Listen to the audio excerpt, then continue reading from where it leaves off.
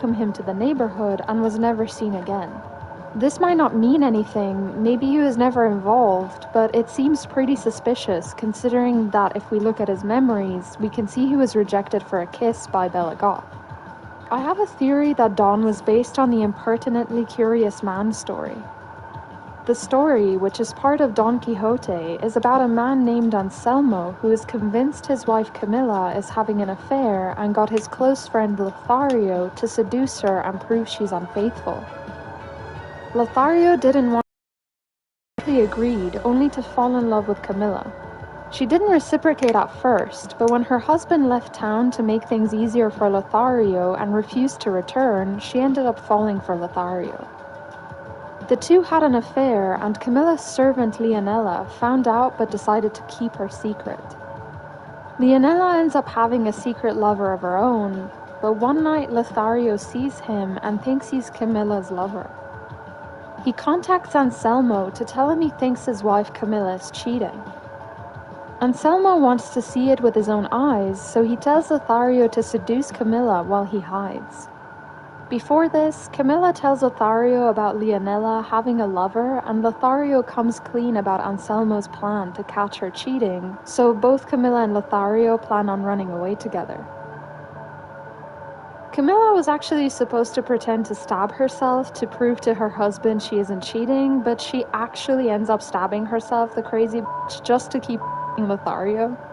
Basically, Anselmo finds out, Camilla and Lothario run away and get away with it, and Anselmo dies of a broken heart. Moral of the story, don't be insecure. The story of Don and Bella could be based on all of this, Mortimer being Anselmo. I think they've taken inspiration from the story, but changed some things around, specifically around Bella Goth and her story and disappearance. Let's quickly look at Don in The Sims 3. His household bio reads, Don woke up one morning in a whole new world.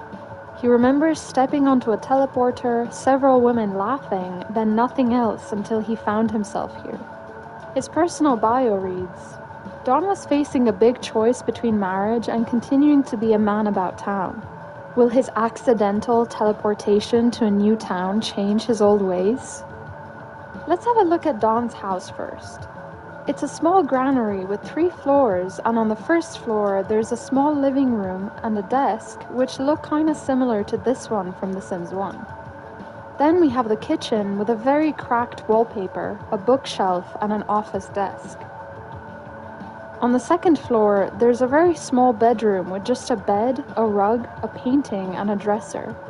Then there's the creepy third floor, which has some kids' toys, including a dollhouse, a teddy, and a football. There's also what appears to be a social bunny painting on the wall. Don is an unemployed young adult who is flirty, hot-headed, has commitment issues, is a schmoozer, and is charismatic. His favorites are electronica music, sushi, and the color black. Compared to The Sims 2, it looks like Don learned a bit more logic and charisma skills. In The Sims 2, Don only has 2 skill points in logic and none in charisma, whereas in The Sims 3, he has 4 skill points in logic and 2 in charisma. He obviously doesn't seem to remember his relationships from Pleasantview, but he has 2 acquaintances in The Sims 3, Luke McDermott and Rhoda Bagley. So let's actually have a look at the McDermott family. They live at 180 Bounty Drive, a farm equipped with a barn, a windmill, some vegetable gardens, and a fishing pond. The McDermott family bio reads, The McDermotts have a way with plants. They've been growing their own food for generations, but they do try to keep up with the times. Their 2 young sons spend hours at the river catching fish. Will they carry on the family traditions? Luke and Ginny McDermott live on the farm with their 2 kids, teen Maximus and child Travis. Luke's mother Abigail is deceased and buried in the town cemetery. You might be wondering, what do the McDermotts have to do with Don Lothario? Well, in the Sims 3 Riverview trailer, we can see that Don teleported onto the McDermotts' farm, so there might be something interesting here. Let's firstly have a look at the McDermotts' house.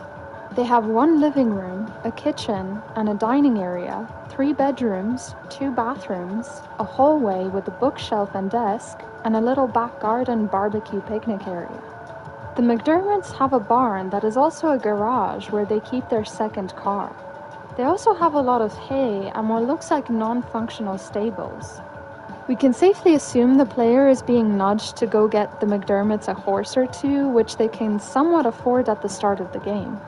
Buying them a horse would mean they would have another source of income, as horses can be entered in jumping or racing competitions where cash prizes can be won. However, this is quite a bit of work that maybe Luke and Ginny can't take on. Let's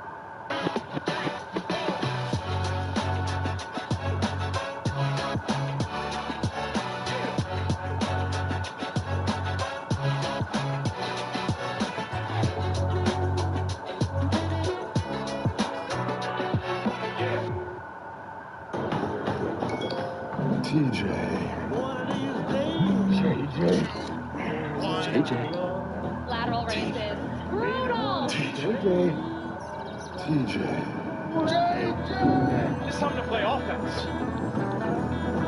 Turn it up. Whoa, let's cool it, you two. Mom. take a closer look at Luke McDermott. His bio reads, Luke McDermott spends his days in the fields raising food for his family. He likes things to be done his way. Will he be able to let go when his children want to find their own way? Luke is an adult who loves the outdoors, can't stand art, is a perfectionist, a daredevil, and has a green thumb. His favorites are indie music, tri-tip steak, and the color green. Luke is unemployed at the start of the game, however it's said in his bio that he works the land to raise food for his family. He is quite skilled, having 1 skill point in fishing, 7 in gardening, 1 in guitar, and 3 in handiness. His lifetime wish is to have the perfect garden, and he is good friends with both his sons Maximus and Travis, and he has a pretty good relationship with his wife Ginny. He also knows Don Lothario, but they're only acquaintances. Let's have a look at his wife Ginny. Her bio reads, Ginny McDermott is happy to be at her husband's side in the fields. She keeps the family purse locked up tight, and she's been thinking about doing a bit of writing for extra cash. Ginny is an adult who is a little bit younger than her husband Luke, and she has no sense of humor. She loves the outdoors, is family-oriented, has a green thumb, and is frugal. Her favorites are Latin music, autumn salad, and the color lime. Ginny works part-time as a shopping music DJ in the grocery store. She has 1 skill point in fishing, 2 in writing, and 6 in gardening. Just like her husband Luke, Ginny's lifetime wish is to have the perfect garden. Ginny is good friends with both her sons Maximus and Travis. She has a pretty good relationship with her husband Luke, and is also good friends with Benny Dean, Flat Broke, and Elaine Joy. Like her bio says, she can make a bit more money by writing, as she has a good start in terms of skills and a laptop in her inventory. Financially, the family isn't doing great for its size, with only 1,500 simoleons in their household funds, so the player could consider having Ginny write when she's not at work for some extra income. And a quick side note, for those of you who think my content is reading everything from the wiki page, no, I'm not reading this off of the wiki page. I added it in. Okay, now let's look at the McDermott's children. We'll start with the elder son, Maximus. His bio reads, Maximus McDermott has the family way with plants, but he also enjoys sports. He figures he has time to decide which he prefers. Meanwhile, he and his younger brother want to spend all their time at the river with rod and reel. Maximus is a high school student with an overall grade of B, and he has a green thumb, is athletic, lucky, and an angler. His favorites are indie music, tri-tip steak, and the color green. Maximus has 3 skill points in athletic, 2 in fishing, and 3 in gardening. He is good friends with his parents, but only acquaintances with his little brother Travis, despite his bio saying they spend all their time fishing in the river. Maximus is also acquaintances with Dallas Shallow, another teen in the neighborhood. Okay, and last but not least, Travis. His bio reads, Travis McDermott isn't the kind of kid who spends hours with a crayon and paper. He likes the feel of the sun on his face. Travis is a B elementary school student who loves the outdoors, can't stand art, and is an angler. His favorites are Latin music, cookies, and the color lime. Travis has only 1 skill point in fishing. Funnily enough, the McDermotts are mentioned in the Sims 4 movie Hangout Stuff Pack in an object description for pick a peck of pennies. This reads, while driving to pick in a neighboring state, Stephen and Checo pass through the rustic town of Riverview and take the opportunity to make cold calls. This leads them to the McDermott family, simple folk who live off the land by growing their own food and catching fish from the Simomon River. This family seems content with only having the essentials of life, but that's when Stephen spots it, a genuine Ferdinand original. Being one of the few names that carries weight beyond Riverview's borders, Stephen knew he couldn't let the opportunity to own an authentic piece from Hank Ferdinand slip away. Ginny, the matron of the family, is sharp as a whip and has a firm grip on the family wallet. She squeezes Stephen for top dollar before allowing this special piece to leave the home. So let's have a look at some of the theories. We can answer a few questions about Dawn and look at the McDermott's involvement in all of this. So we know the McDermott family lives at 180 Bounty Drive, and even though Dawn lives at 100 Bounty Drive, Dawn's property looks like it's on the same property as the McDermotts. Dawn appears to live in what used to be the McDermott's granary. Clear hints of this are the toys on the third floor of Dawn's house that are probably just old family toys, and the fact that Dawn has all of these things without being employed or working in any way. What I find interesting is that when we look at Dawn's relationships, he knows Luke McDermott as an acquaintance. If Luke gave him the granary, shouldn't they be closer, or at least even friends? One of my theories is that the McDermotts are either scared of Dawn and they stay out of each other's way, or that they aren't particularly fond of him. They might have given him somewhere to stay because of how Dawn mysteriously appeared on their farm. They're scared of him and think that he has some sort of power and would be able to cause them harm. I don't know how much this stuff costs, and I don't care. All I know is I love my life, and I love my human. Pets can't read price tags. Spoil your pet for less at Five Below.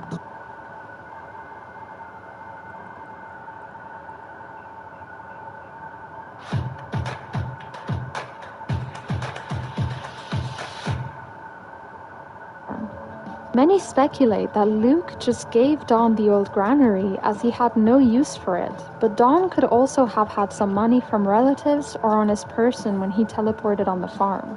Another one of my theories about how Dawn got the granary is that Luke made him work on the farm for a while and gave him a place to stay. That would make more sense since Dawn has his gaming system and a car, unless those came with the granary already. At first, I thought there was a slight possibility that Luke's mother, Abigail, who is buried in the Old Town Cemetery, was actually living on the family's property in the old granary. This could make sense because the McDermotts or Dawn couldn't really afford to deck up the old granary. If the granary wasn't being used and was empty, neither the family nor Dawn could really afford to put in a kitchen, bedroom, or even TV and entertainment system. Even though it's not really decked out, it still has a functioning kitchen, bathroom, and quite a bit of furniture, so it makes me wonder if Luke's mom was living here before she passed away. However, on closer inspection, this can be debunked easily because of how Dawn mysteriously appeared on their farm. They're scared of him and think that he has some sort of power and would be able to cause them harm. Many speculate that Luke just gave Dawn the old granary as he had no use for it, but Dawn could also have had some money from relatives or on his person when he teleported on the farm. Another one of my theories about how Dawn got the granary is that Luke made him work on the farm for a while and gave him a place to stay. That would make more sense since Dawn has his gaming system and a car, unless those came with the granary already. At first, I thought there was a slight possibility that Luke's mother, Abigail, who is buried in the Old Town Cemetery, was actually living on the family's property in the old granary. This could make sense because the McDermotts or Dawn couldn't really afford to deck up the old granary. If the granary wasn't being used and was empty, neither the family nor Dawn could really afford to put in a kitchen, bedroom, or even TV and entertainment system. Even though it's not really decked out, it still has a functioning kitchen, bathroom, and quite a bit of furniture, so it makes me wonder if Luke's mom was living here before she passed away. However, on closer inspection, this can be debunked easily by looking at the description for the granary, which reads, "Abandoned for years, the old granary stood waiting for nature to demolish it. However, recently it appears to be inhabited." And also, I can't really imagine an old woman having a gaming system, but, you know, who am I to judge? This brings me on to my next and final theory about how Don set himself up in Riverview. His other acquaintance besides Luke is Rhoda Bagley. I have a whole separate video on the Bagleys, which I'll link down below, but in short, they're a family of criminals. Don could have easily gotten involved with the Bagleys and their criminal activities and acquired a bit of simoleons to deck his place up. So how did Don end up in Riverview? We have reasons to believe he was sent there by some or all of the women who he was involved with. This clue is right in his family bio in The Sims 3. From this, waiting for nature to demolish it. However, recently it appears to be inhabited. And also, I can't really imagine an old woman having a gaming system, but, you know, who am I to judge? This brings me on to my next and final theory about how Don set himself up in Riverview. His other acquaintance besides Luke is Rhoda Bagley. I have a whole separate video on the Bagleys, which I'll link down below, but in short, they're a family of criminals. Don could have easily gotten involved with the Bagleys and their criminal activities and acquired a bit of simoleons to deck his place up. So how did Don end up in Riverview? We have reasons to believe he was sent there by some or all of the women who he was involved with. This clue is right in his family bio in The Sims 3. From this, we can gather that he was tricked into walking on the teleporter as he remembers stepping onto it and then women laughing. Clearly, some or all of the women he was seeing found out about him cheating, tricked him to step onto the teleporter, and sent him back in time to Riverview. Another question is actually from his bio, which is, will his accidental teleportation to a new town change his old ways? And the answer to that is really up to the player. Don already has some pretty dire traits to change his ways, but it could be done. The player can decide whether he deserves to live the life he's always wanted, sleeping around and becoming a heartbreaker, or if he deserves to never achieve his lifetime wish and live a life of commitment. I honestly think the McDermotts don't have any involvement in Don's disappearance from Pleasantview, but I do think they either helped him, were scared enough to give him the old granary, or had him work the farm for it. What do you guys think about all these theories? I'd love to know in the comments below. Alright guys, there you have it. Lots of info on why Don is in Riverview and the McDermott family. I'd love to know how you play with both households, so let me know in the comments below. I'd like to thank my patrons Olivia McSwain, Negative Dana, Papa Khan, Leo Thompson, Artsy Flashback, Nathan Lim, Caitlin Luigi, Nicole Dante, Mr. Netch, A Wild Kitty Cat, and Shanique. Thank you guys so much for supporting my channel. That's it for today's video. Thank you all so much for watching. Please like the video if you enjoyed it and let me know your theories in the comments below. Follow me on Twitter and Instagram for more lore and updates. I'll see you in my next video. Bye!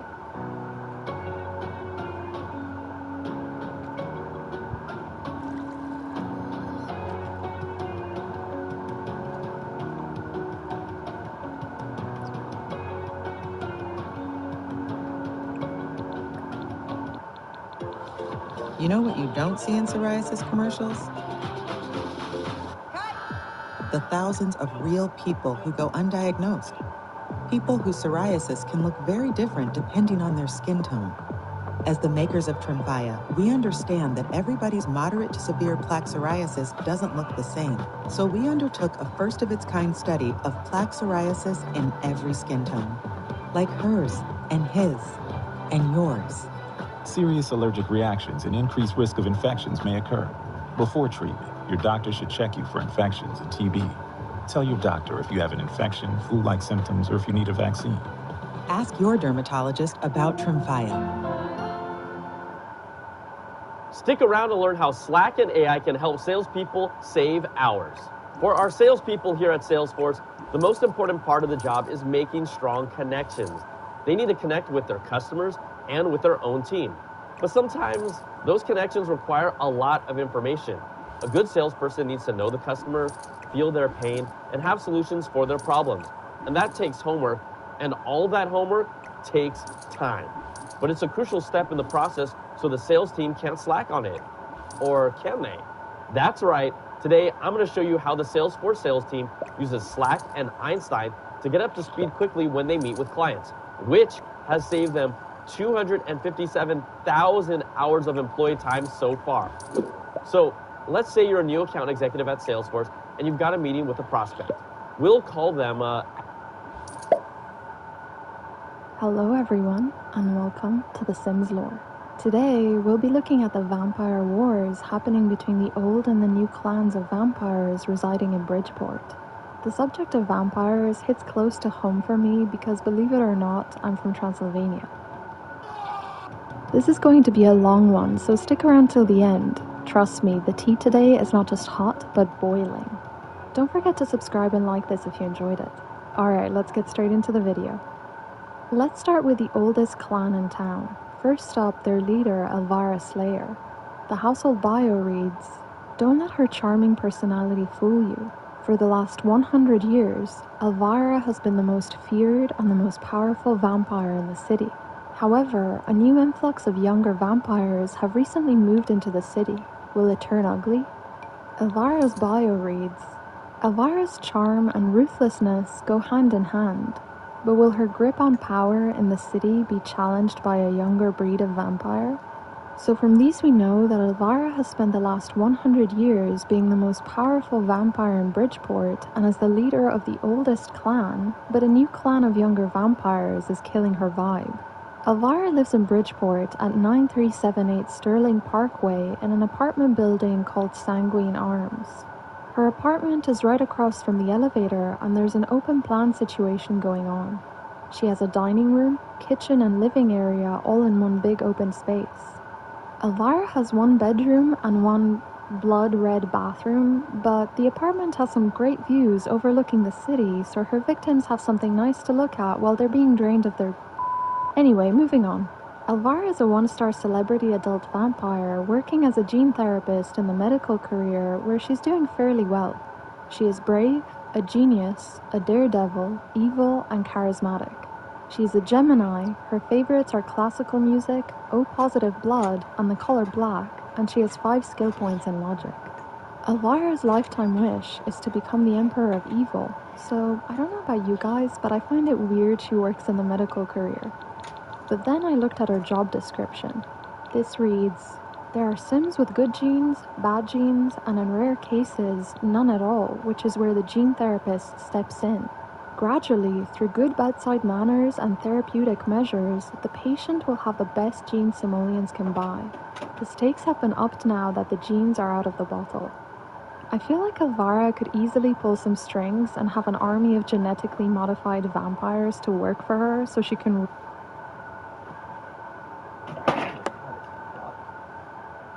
You can turn it off. Oh, that's the heat? Yeah. Oh, shit. That's fine. I'm gonna take a shower. So you don't gotta do it if you don't want to. Great, and I let it down, yeah.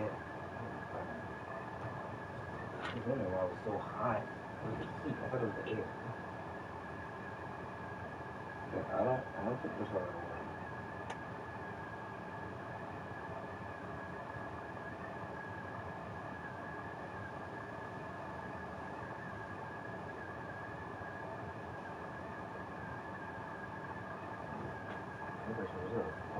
My towel. What did I do with that?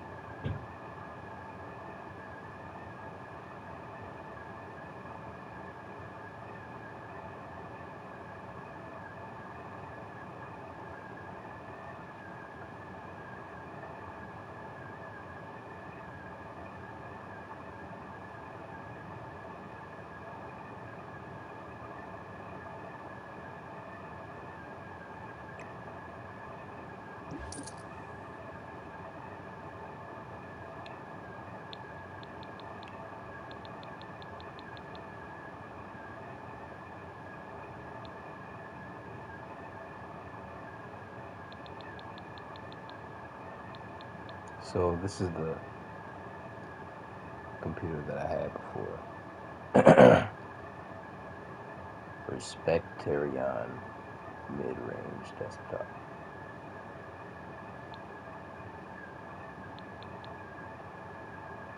Fun 6, efficiency 3, reliability 3.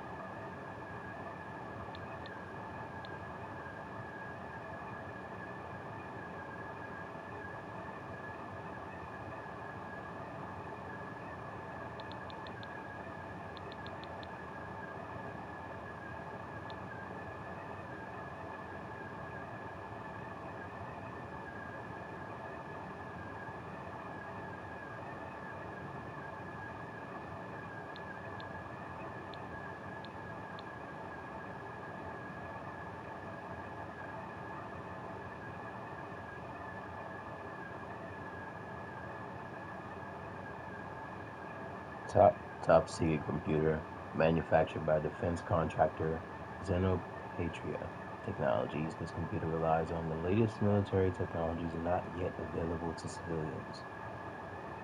It's available to me.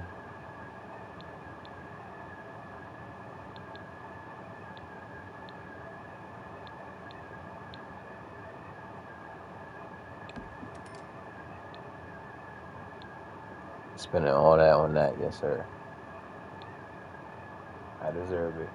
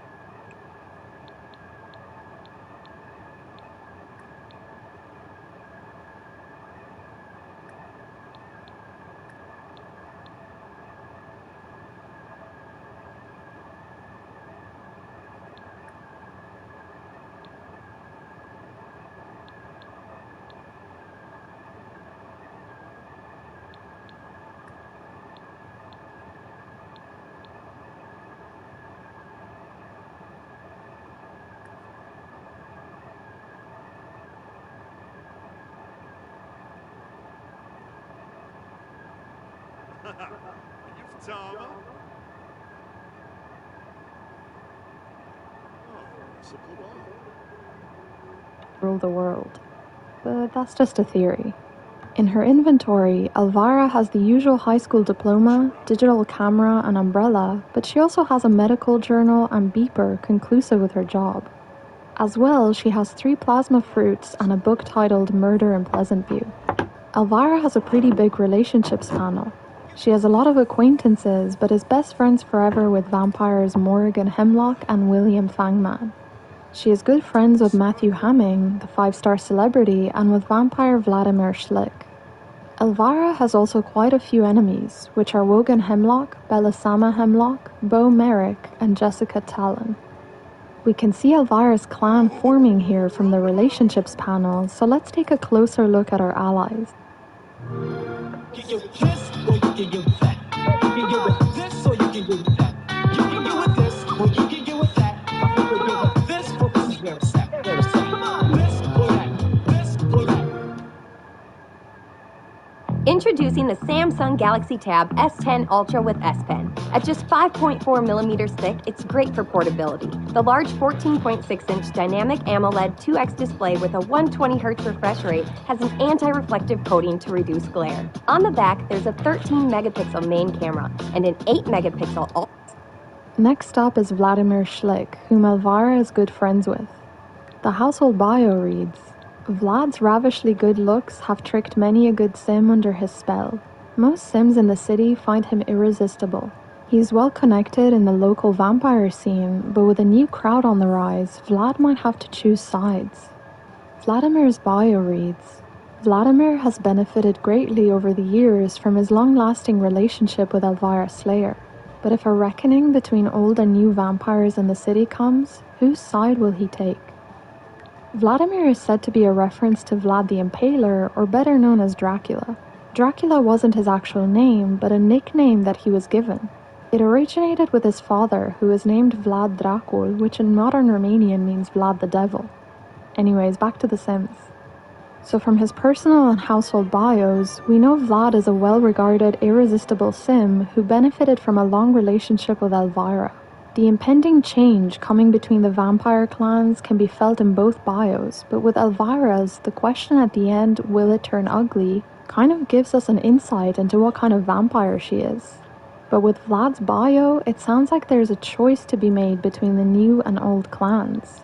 I wonder why. Let's take a closer look. Vlad lives at 22 Canal Avenue in an apartment building called Founder's Keep. Much like Elvira's apartment, although not as nice, he has an open-plan living, dining, and kitchen area as you come in. The apartment has one bedroom and one bathroom, and an extra room for his coffin. Interestingly, Vlad is a few days older than Elvira, even though it's said that she's the most powerful vampire in the city.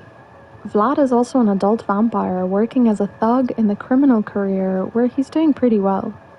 He is a workaholic, a technophobe, athletic, evil, and a coward. Vlad is an Aries. His favorites are indie music, O-positive blood, and the color black, and he has 2 skill points in athletic.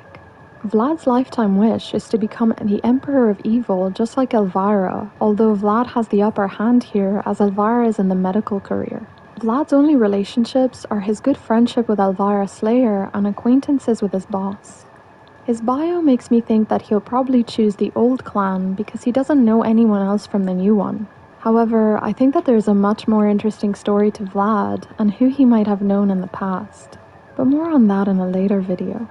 In his inventory, Vladimir carries the usual objects, but he also has a laptop, the Prudence Pennypincher portable piano, 3 plasma fruits, and a book titled Breaking Wind.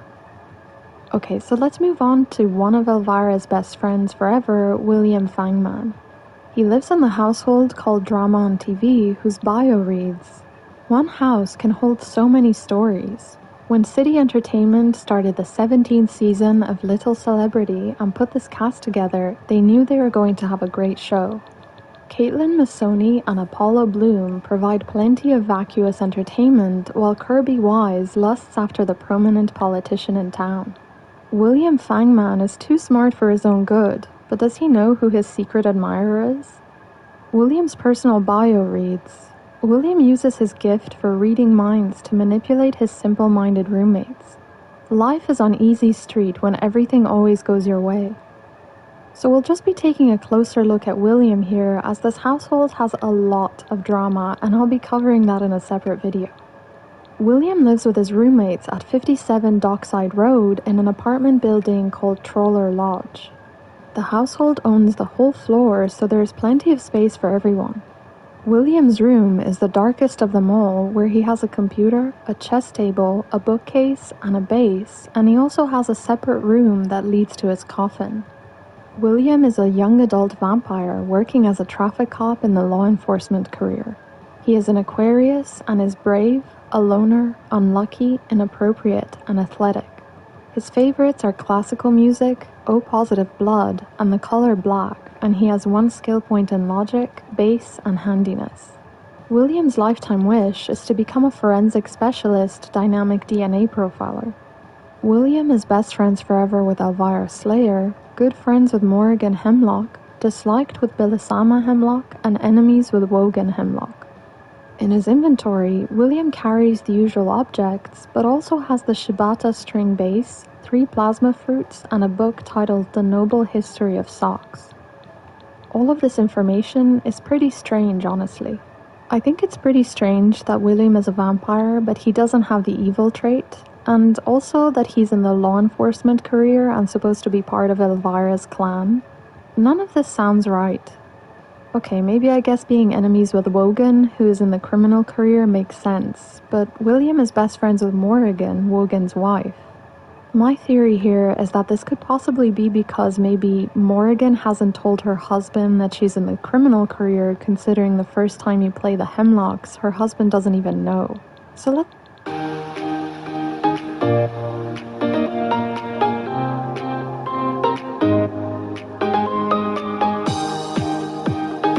have a closer look at them next. The family bio reads, "The Hemlock family doesn't quite conform to one label, but the neighbors frequently refer to them as that hippie vampire family. Morrigan, Wogan, and their child Belisama enjoy hydroponic and soil-grown plasma fruit, as well as sharing music together as a family. The Hemlocks live at 1787 Bayshore Highway in an apartment building." Oh hi, thanks for watching my video. So when it comes to the topic of lore, The Sims 4 hasn't quite carried on the legacy from the previous games. Mainly because it was set on an alternative timeline, so there wasn't really a way for them to carry on the storytelling that the older games started. So for this video, I want to briefly look at every single pre-made family in The Sims 4, and look at how the storytelling has evolved over time. The Sims 4 gets a lot of flack for the poor storytelling from many Simmers, myself included, many times. But believe it or not, it has got better. So we're going to work our way through each world and talk about how the lore has evolved in this game. I just want to quickly point out that I'll be touching on every pre-made family placed in a lot. I may mention the odd Sim who isn't placed in the world, but probably not every single one. You won't see Father Winter or Baby Ariel here, for example, but I will mention a couple of Sims not placed in the world. So let's begin. When The Sims 4 first came out, there were only 2 neighbourhoods that had pre-made families in them. The world of Willow Creek introduced 4 families. There's the BFF family, Liberty, Travis and Summer. They are best friends not placed in the world. So let's begin. When The Sims 4 first came out, there were only 2 neighbourhoods that had pre-made families in them. The world of Willow Creek introduced 4 families. There's the BFF family, Liberty, Travis and Summer. They are best friends, living together in one house. What could possibly go wrong? Well, as it happens, nothing seems to be going wrong so far, but maybe the time will come when Summer and Liberty reveal that they both have feelings for Travis. If they do, will that change things? Can they still be best friends if the truth is revealed? We also have the Pancakes family, Bob and Eliza. They're a married couple, but that doesn't mean they don't have their own challenges. They are polar opposites. They don't even sleep in the same bedroom. Can time repair their marriage? Then we have the Spencer Kim Lewis family, Alice, Dennis, Olivia, Eric and Vivian. Alice is the daughter of Dennis, who divorced Alice's mum Lydia previously. Alice's husband Eric moved in with his mum Vivian, and Eric and Alice also polar opposites. They don't even sleep in the same bedroom. Can time repair their marriage? Then we have the Spencer Kim Lewis family, Alice, Dennis, Olivia, Eric and Vivian. Alice is the daughter of Dennis, who divorced Alice's mum Lydia previously. Alice's husband Eric moved in with his mum Vivian. Dennis, Olivia, Eric and Vivian. Alice is the daughter of Dennis, who divorced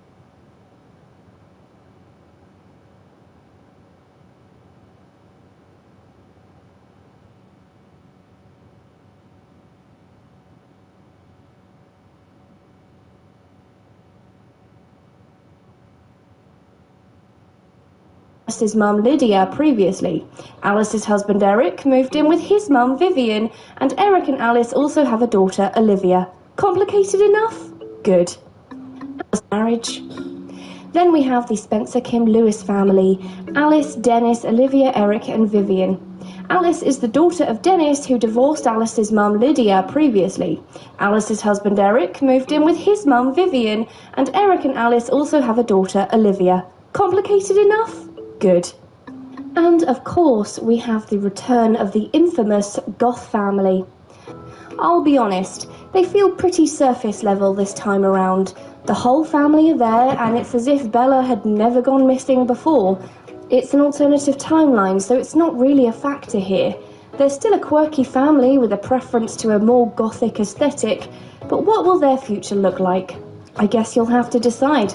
Whilst it's nice to have information in the family bios at all, you can't help but compare other games.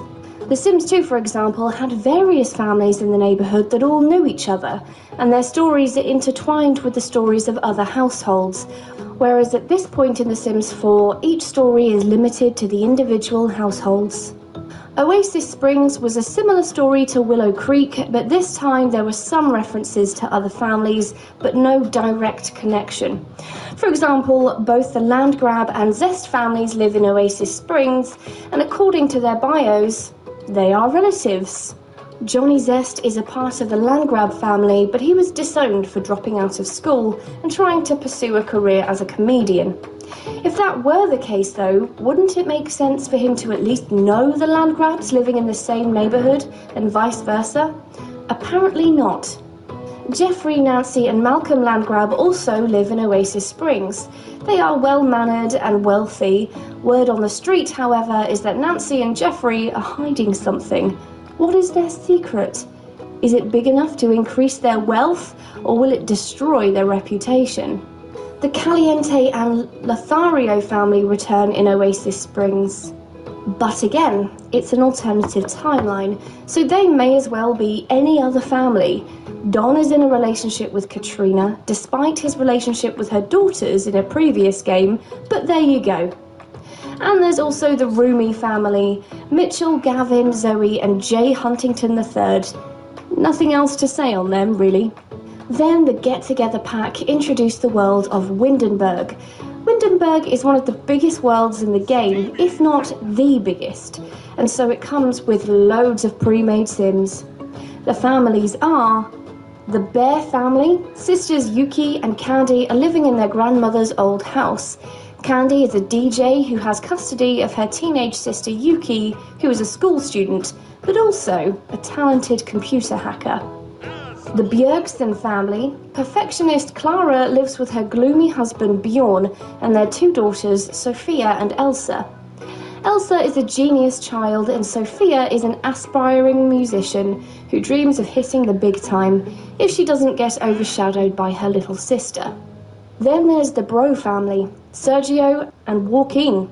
This pair are pretty opposite. Sergio is into technology and Joaquin is a DJ, but they both like the finer things in life and want to make the big bucks with their talent. We have the Free Spirits household: book addict Micah and artsy Ulrika. Not a couple, just roommates, trying to do the best with their skills. They aren't materialistic, so they're not striving for perfection, but they just want to be able to get by. The Fires family. Moira and Dominic are happily in love. Unfortunately for this household, the happiness stops there, as their daughters can't seem to get on. Morgan is a free spirit who just wants to have fun with her renegade friends, but Siobhan is more focused on popularity and networking with people who will help her career aspirations. The Munch family. Single mum Mila has never found it easy raising 3 kids, especially when the oldest one won't move out and the other is a rebellious, gloomy fucker. Thankfully though, her favourite child, Lucas, always makes her feel better about having to put up with the other 2 boys. Aww. We've got the Party House family: Marcus, Paolo, Jade and Eva. 4 party people living in the party town.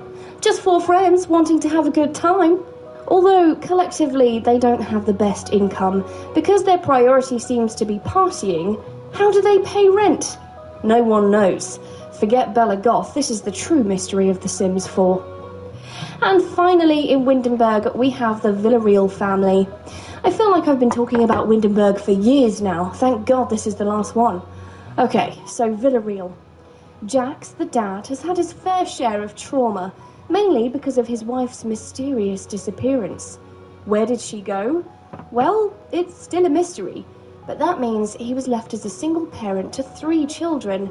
Thankfully, he has quite a lot of money in his pocket and a huge house, so when he gets sick of the kids, he can walk over to the other side of the house and just block them out. Luna and Hugo are well-behaved kids, but Max is a wild child who requires a lot of patience. Form an orderly queue, ladies. When you start playing as the families in Windenburg, they don't know other people in the neighbourhood if you check the relationship panel. But they are in clubs with other people in the neighbourhood, so you can start a gathering at any time, and apparently it would be the first gathering they've ever had. This world is slightly different, not in terms of storytelling lore, but there is at least a system in place for them to socialise, and whilst they may not know each other, they are at least connected by their clubs. The clubs included in Windenburg are the Avant-Gardes, Garden Gnomes, Spin Masters, Knights of the Hedge, League of Adventurers, Paragons, Party House, Powerhouse, Renegades, the Good Timers, and Upper Crusts. Does this mean Windenburg has lore? Not in my opinion, because the families don't actually know each other, and there isn't any overlapping of stories as far as I can see. But it's a small step up from the First Worlds at least. Why does Special K have 10 grams of protein? Then came the City Living Pack, which introduced the lively city of San Myshuno. San Myshuno introduced many more families. You have Penny Pizzazz, the city's very own it girl. She writes reviews about the hottest and coolest spots in town. There's Karaoke Legends, a trio of friends living in an apartment together. Miko, Akira, and Darling are very individual Sims who are connected by their passion for karaoke. And with Miko's secret crush on Akira, there may even be love in the air one day. The Rasoya family, consisting of successful chef Raj and his mother Geeta, who wants her son to settle down and find a nice girl to carry on the family line. Then there's the Feng family, Victor and Lily. Victor is a high-powered politician and Lily is a tough businesswoman. They work hard and want the world to know it. What they don't want everyone to know is that they secretly want to take over San Myshuno one day. We also have the Zhang family, Beiko, Anea and Billy. Couple Beiko and Anea moved to San Myshuno because Beiko is an aspiring comedian and they wanted to give him the best chance of making it in the big city. Anea has passions of her own too. She's a keen painter and loves singing. There's Diego Lobo, an established and notoriously tough art critic. Many artists want to please him, otherwise they'll never work in this town again. The Beda family. Jasminda and Aaron are expecting their first baby. However, they live in quite a small apartment. Will they be able to make room for the new bundle? Will Jasminda return to her mixology job after the baby is born, or will she pursue her passion of painting? And finally, we have Salim Benali. He is determined to become a great writer.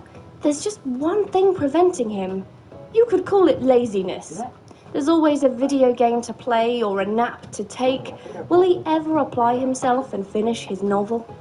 And before we knew it, vampires made their way to the game, and with them came the dark, spooky world of Forgotten Hollow.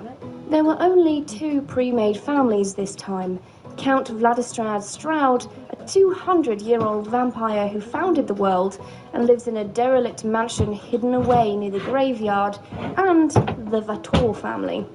Young vampire siblings who are a bit more progressive than Vlad. They don't really agree with his old-fashioned views. The Vators try to avoid drinking plasma from Sims, but Vlad loves turning up at Sims' houses to steal a sip of their juicy plasma. Forgotten Hollow was a step in the right direction when it comes to lore, because this time around there was somewhat of a story between the 2 households. Sure, they didn't know each other in the relationship panel, but they were connected in some way through the storytelling. Of course, after dipping their toes in the law pool, the Sims team didn't take long to pull out. Because with cats and dogs came Brindleton Bay, a seaside-esque homey neighbourhood with 3 families who don't know each other. There's the Hecking family, who were the first pre-made gay couple in The Sims 4. Brent and Brant are newlyweds who live with their dog Rosie. Brent is a keen painter, and Brant loves exploring the outdoors. Near the seaside pier, there's the Lynx household, consisting of cat lady Katerina, who lives in her cosy home with her many beloved cats. She can't seem to see a stray cat and not get tempted to expand the family. And then we have the Delgato family. Cypria, Justin, Pierce, Evie, and their cats, Blue and Bartholomew. Cypria definitely has her hands full as a stay-at-home mum, but she dreams of one day becoming a veterinarian. Justin is very supportive of her pursuing her dreams, but if he takes a break from work to stay at home, she worries he might not be able to handle the hectic work of running a household. Then Get Famous came out, and we got Del Sol Valley, EA's answers to LA. Glamorously nestled in the Hollywood Hills, you have 2 celebrity homes. The Bailey Moon residence, consisting of Octavia, Thorne, and their son, Orange. Am I the only one who thinks that's a reference to Gwyneth Paltrow's daughter, Apple? Thorne is a successful performer in the music industry, and Octavia is a famous writer who actually wrote all of Thorne's biggest hits.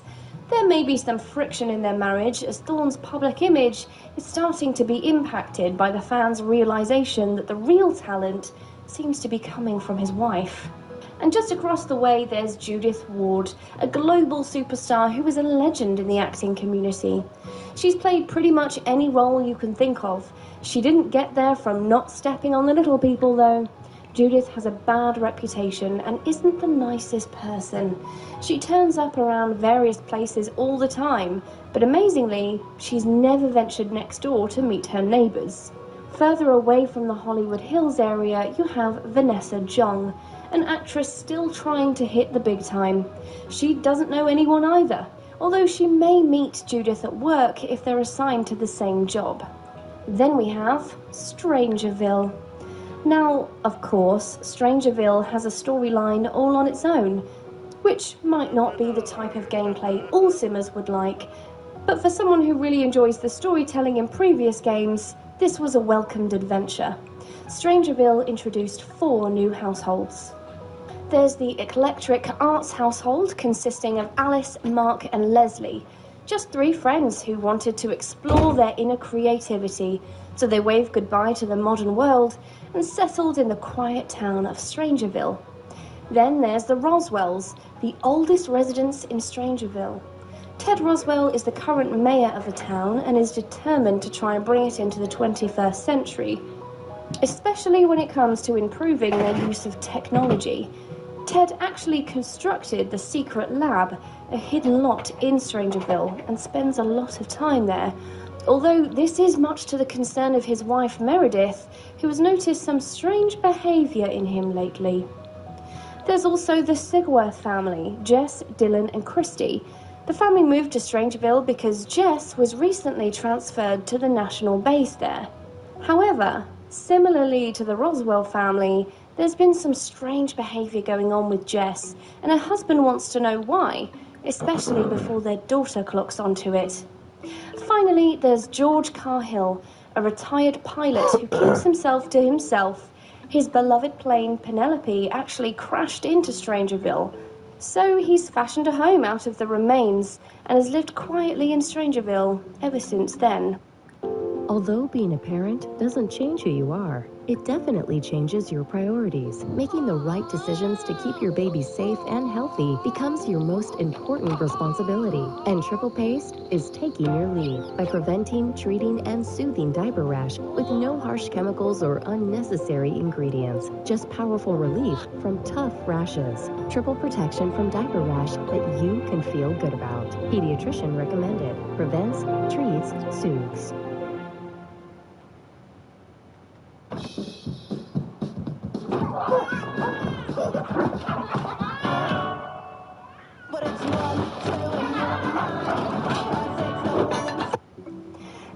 despite the storyline in the gameplay, the pattern continues of families not actually knowing or having any story with anyone outside of their household. So then we move on to the sunny world of Sulani, introduced with island living. I'm going to try my best to pronounce these names, and I apologise in advance if I butcher them. There's the Halpili family, consisting of Kiala, a spirited and knowledgeable elder who knows a lot about the cultural history of Sulani. Many younger Sims apparently go to her for advice and guidance. And she has recently taken her grandchild Leah under her wing. Then there's the Nagata family, Oleana, Layla and Tane. The game's first pre-made lesbian couple. Oleana and Layla are happily married and they live with Oleana's son Tane, who she had from a previous relationship. Also, we have the Kiloa household, Makoa, Liliana, Nani and Dwayne. A tight-knit young family who want to honour the past of Sulani and build a bright future with the rest of the community. And lastly, there is the Kahana Nui family. I'm sorry. Mele and Alika, who just want to settle down and enjoy their golden years in their dream retreat. Then we got the second occult-focused pack, Realm of Magic, which introduced Glimmerbrook and the hidden magical realm. Similarly to Forgotten Hollow, Glimmerbrook has only two pre-made families, the Charm Household and the Amicable Acolytes. Also, similarly to Forgotten Hollow, there's somewhat of a story between the households. Despite the non-existence of actual relationships, apparently Amelia is friends with her neighbour Tomax, and Tomax likes Amelia, but he isn't the biggest fan of Amelia's fiancé Daryl. Is there a bit of jealousy in the air, perhaps? Will Tomax and Amelia end up together instead? It's up to you, but maybe you should introduce them first. If you make the trip to the Magic Realm, you'll likely meet the three sages. You'll meet Morgan Ember, the Sage of Untamed Magic, Elle Faber, the Sage of Mischief, and finally there's Simon Silversweater, the Sage of Practical Magic. Discover University introduced the classical world of Brychester, home to both the University of Brychester and the Foxbury Institute. There was a new lot type added in this pack, which was student housing, so your Sims could live in a student house with other students, or they could live in halls on college campus. So, starting with the households living in halls. In Brychester Uni, there's the best of friends. Julia Wright and Becca Clark have been besties since preschool, and they couldn't imagine going through university without each other. But will they stay best friends for their whole journey in university? Over to Foxbury Halls, there's the Fletcher household. Cameron Fletcher. He's a smart guy who's bound to do well academically, but he needs a little help when it comes to making friends and putting himself out there. In the centre of the universities, there's the middle area where anyone can live, and here you'll find two households. There's the Pleasant household, the twins Lilith and Angela, who you might recognise as they were originally featured in The Sims 2 as teens. This time around though, it seems sibling rivalry is in the past, as they're actually quite good friends. There is still a hint towards how opposite they are though. Lilith is studying at Foxbury and Angela is studying at Brychester. And finally, there's the Elderberry household. Ekram and Eleanor have lived in Brychester all of their lives and have decided to stay there for their retirement. They're somewhat thought of as the guardians of the area. Their teenage grandson Rohan has moved in with them while he prepares for university. Then we got the Eco Lifestyle Pack, and that introduced the world of Evergreen Harbour, giving us 4 pre-made families. There's the Harris family, Cletus, Faye, Jeb, Gideon and Francine. Cletus and Faye found the house they live in on the market for dirt cheap, so they didn't question what could be wrong with it to get such a good deal. The rest of the family joined the household, and now it's a full house. For some reason, Cletus's older brother always wears a bag on his head, and Faye is the only one with a job. Then there's the Sterling Rico house, consisting of Bess and Jules. Jules is a fashion-loving style influencer, and Bess is a civil designer and is pretty hands-on when it comes to convincing city officials and residents to enact the programs she supports.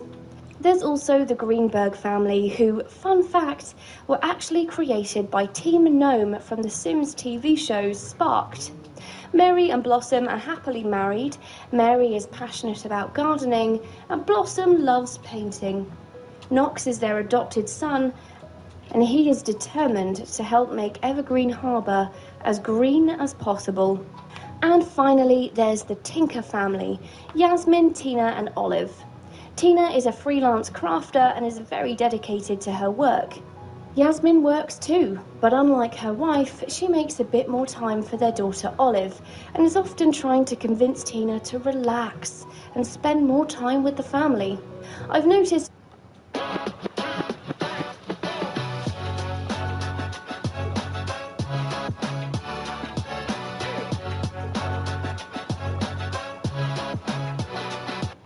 Have you ever wondered if Bella and Mortimer's relationship was all peaches and cream? Did you wonder if there was something else going on in their marriage?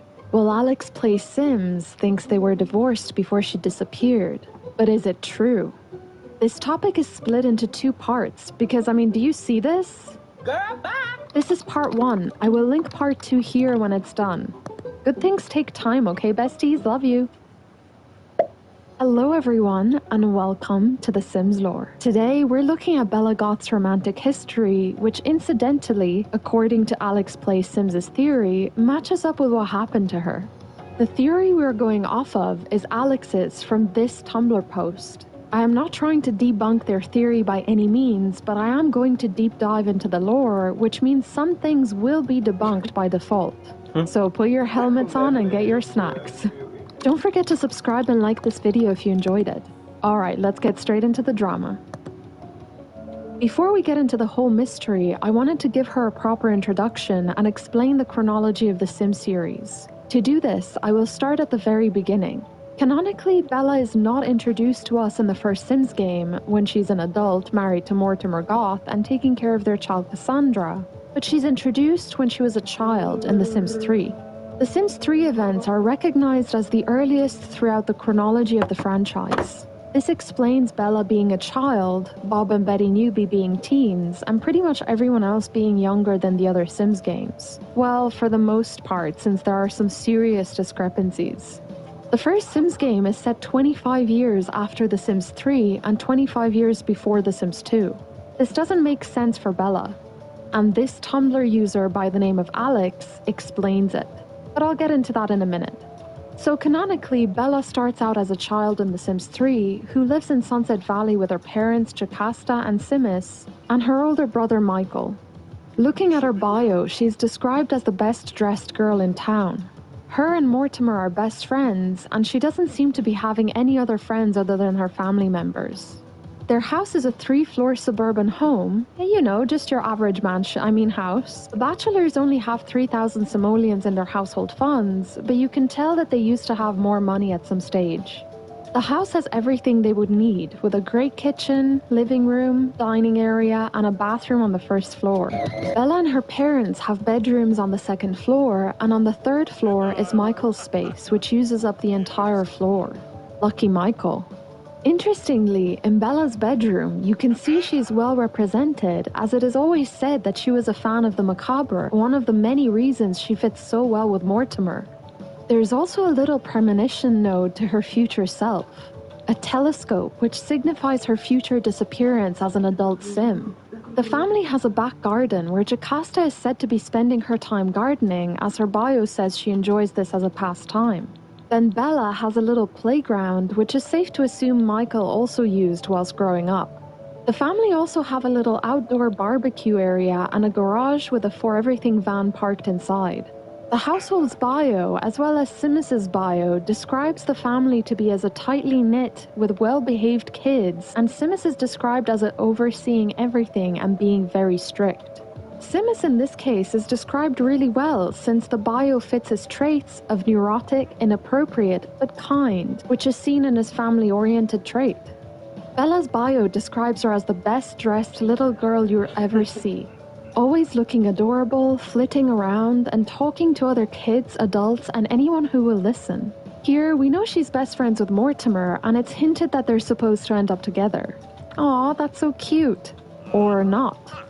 Mortimer is also friends with Michael Batchelor, Bella's older brother. This is good to note, and I'll come back to this. Okay, so nothing unusual here other than seeing Bella be interested in astrology, which allegedly kills her in the future. Time to move on. See what I did there? Time? Okay, I'll show myself out. After the events of The Sims 3 and before The Sims 1, there are a few events that take place which are important for explaining Alex's theory. Firstly, we see Bella and Mortimer in Sims Busting Out. Here, Bella is a movie extra and Mortimer works as a virus breeder. It's sort of weird he looks much older than Bella, even though this is well before they have kids together.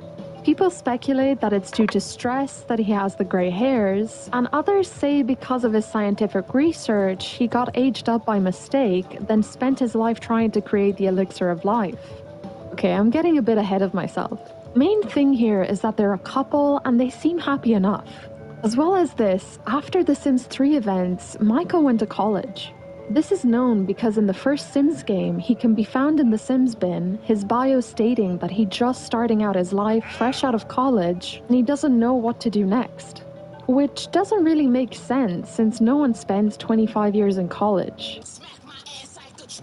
We know a bunch of things happened in his life. Perhaps he didn't go to college straight away. All we know here is that he doesn't have a relationship with his sister Bella or Mortimer and Cassandra. Mainly, people speculate that this could be because in The Sims you didn't have family trees or the possibility of in-depth relationships. Others, like Alex, look at it in a different way. Speaking of taking a look at mysteries, today's sponsor has asked me to investigate a mysterious evil force that has made... or the easiest way... This doesn't really make sense. They go on to say, scientist Sims contribute an invention into the Sims world. Michael's invention was cloning technology. Cloned himself and a test subject, Skip, broke. Okay, so Alex is of the belief that Michael joined the science career and ended up cloning himself and Skip broke. Now, while there may be some information or speculation out there about this, I haven't found any in-game to suggest that this happened. I made sure it wasn't something buried deep inside the game files, so I did use SimP to find out what the heck is going on. SimP is a program that can be used to have a look inside the game files and character files of different Sims. I have absolutely no idea how to use it properly, but all I know is this. Download it from Mod The Sims, I'll leave a link in the description below. Unzip it, open the folder, double-click on SimP, let it load, go to Tools, Neighborhood, and Neighborhood Browser. Let it fully load, and then click on Sim Relations. Then click on the sim you want to find out more about. Here, you can see pretty much everything about that sim and change things you want, like add memories and more. However, you have to be very careful. If you don't do it correctly, you might completely ruin your game and even your system. And I have no idea how to do it correctly. There's a few tutorials online though. Anyway, I didn't find anything about Michael being a scientist. So, on the wiki, it said that this Michael Batchelor is the clone. However, I'm of the belief that this is the real Michael Batchelor, considering he's the one who has the interests. If this is true, it would mean the real Michael Batchelor hid himself and ran away from it all, leaving his clone to deal with his adult life, i.e. marrying Dina, dying, all of that stuff. Alleged.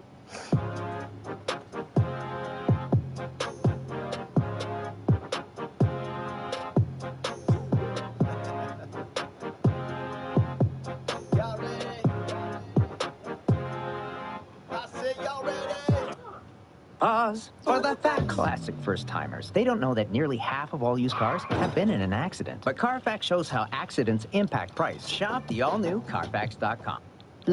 Because the Michael who is married to Dina actually has relationships to Bella, Cassandra, Alexander, and his deceased parents, Simis and Jocasta. Interestingly, the alleged real Michael has lived less than the NPC who has no interests or ties to anyone. Meaning my theory is correct? I'm just confusing myself now, but I will have a video on this next to try and figure it all out. For now, we're focusing more on Bella. For the purposes of this video, we'll continue with the theory that Michael was a scientist and did in fact clone himself and Skip. There might be evidence to support this, which I will come back to in another video. Alex continues, even though he died before it happened, arrangements were made so Brandy could be the next test subject and the first female subject, and when you start Pleasantview for the first time, she is pregnant with her own clone. The baby is always born a boy. Michael's clones have a 100% rate of being male, genetic identicals to those they were cloned from. Brandy's just being a boy rather than a girl. And so far, 100% rate of dying at the same time as the original. They are genetically identical, but wear different clothes. Okay, so the clones are not specific to Michael's. It's a fact that if you clone a sim, they become pregnant with the opposite gender. For example, I impregnated Cassandra with their clones. Cassandra had a baby boy. Technically, this means Michael could not have cloned himself or Skip the way we know of. He could have used a machine, or in the case of Alex's theory, his science skills, to maybe change the genders. Okay, next, Mortimer follows after Michael and invents the age reversal serum. Bella is the first test subject, and the day of her abduction, she takes the serum until she reverts back to being a brand new adult. Probably to allow herself to fit in her red dress as strikingly as she does. I don't think an elderly woman could pull that off. Okay, a couple of things here. I believe Bella disappeared shortly after this picture was taken, according to Cassandra's memories. She got into private school as a teen, and after Bella taught Alexander how to talk, she got abducted by aliens. Then Alexander grew up to a child. Interestingly though, Alexander doesn't remember Bella being abducted, but around that time he had a bladder accident. Honestly, probably from all the trauma. We also know Mortimer invents the elixir of life. The wiki says the name of its inventor is not mentioned, but it is widely believed that it may have been invented by Mortimer Goth. But by looking at this official interview with Bella Goth, conducted after her abduction, she says she remembers Mortimer working on an early prototype for the elixir of life. So why does the wiki say the inventor isn't known? Perhaps because of this Bella's credibility. And okay, look, the concept that Bella is a clone is not a new one. I made a video on this a couple years back, so you can click here if you're interested. One of my theories concluded that Bella is indeed a clone, and Alex is of the same belief here. If you believe otherwise, that's fine, but for the purposes of this video, Strangetown Bella is in fact not the real Bella, and she's a clone. We do find out that the real Bella is buried in Lunar Lakes before the release of The Sims 4. Sim Guru Sarah answers a tweet on what happened to Bella with, "She traveled to Lunar Lakes and she's a ghost in the graveyard." Winky face. But I'll come back to all of this later. After Alex mentions Mortimer's elixir of life, they go on to list the next few events. Cassandra enters private school. Around this time, Gunther Goth dies. Bella, Mortimer, and Cassandra move out of their home and in with Cornelia to be with her in her last stages of life. How Alex knows this is unknown, but it's a good bit of speculation. Also good to mention that in Mortimer's memories, it looks as if there was a fire due to cooking, as we can see another memory for burned pork chops. This was shortly after Cassandra grew up to be a child. A theory there is that he might have been responsible for the first fire, which ended up killing his father and burning down the kitchen in the original Goth house on 5 Sim Lane. Some people think that the entire house burned because in The Sims 2, we can see the original Goth house from The Sims was recreated for the purposes of these family pictures right here. Not too long after Alexander was born, Gunther died in the fire. It would make sense why the family then moved and rebuilt their home.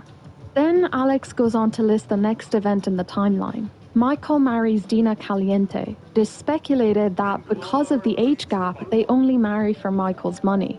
But it is worth noting that Michael was Dina's first serious relationship, and she didn't begin to cheat on Michael with Dawn until years later, just before Michael died.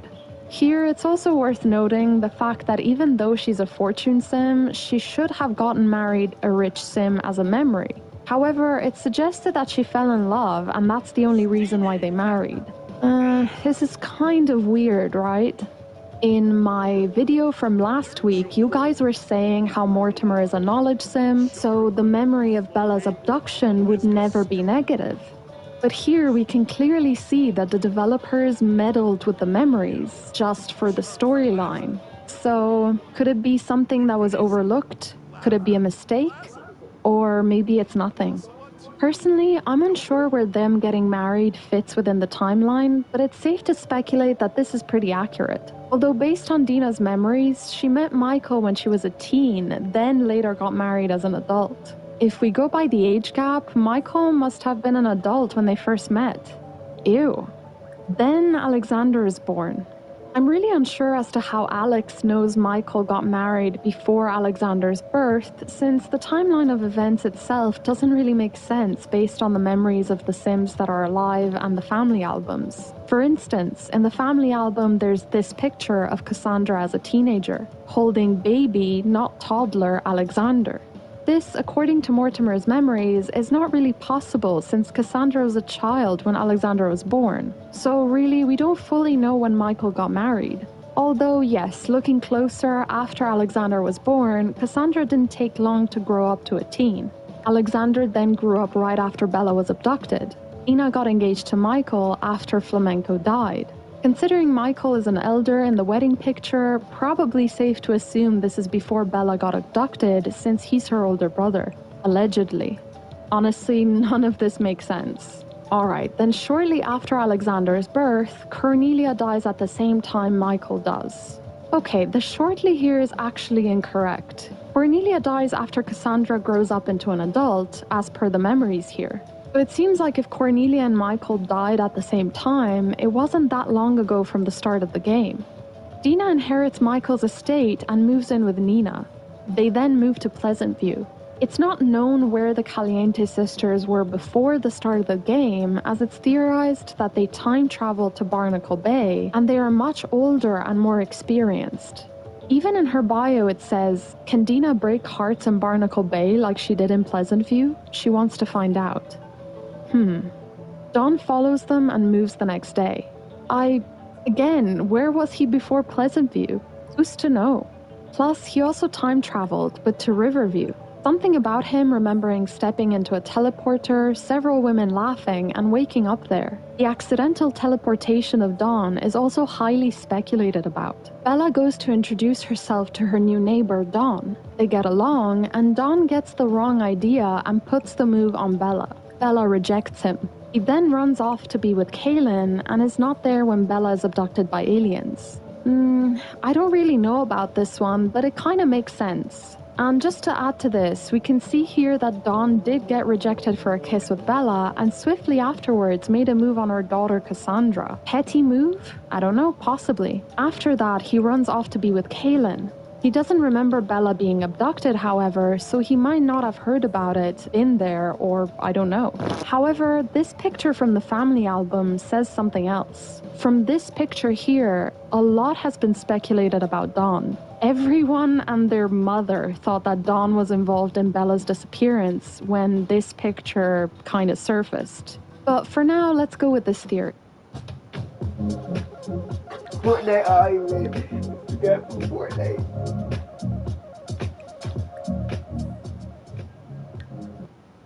Bella is never seen again, but shortly after her abduction, a UFO crash lands in Strangetown, and reports that Bella is in Strangetown start rolling in. But spoiler alert, that's not the real Bella.